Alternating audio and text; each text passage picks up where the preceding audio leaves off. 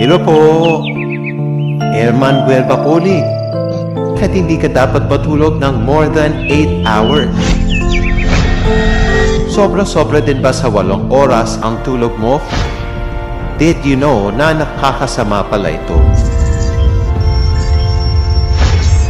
Sleep is defined as a period or state of rest. Kapag natutulog tayo, it allows our body, our systems, and our organs to rest as well. Sleep also improves our brain, our mood, and health in general. Bukod dito, ito rin ang isa sa pinakamabisang stress reliever. Pero, yes, may pero.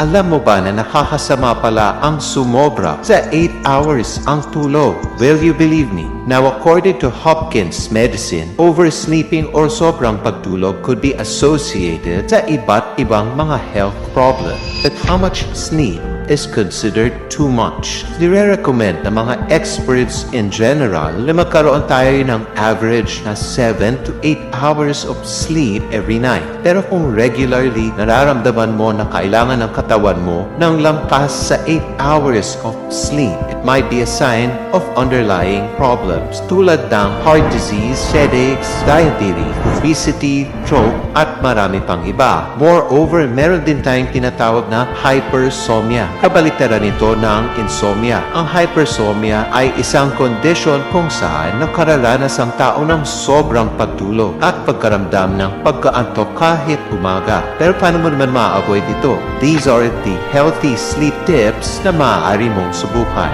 First, set a regular sleep schedule. Matulog at gumising at the same time kada araw. Sa ganitong paraan, hindi ka magkukulang or susobra sa pagtulog. Second, create a bedtime routine. This can help you relax and prepare sa iyong pagtulog.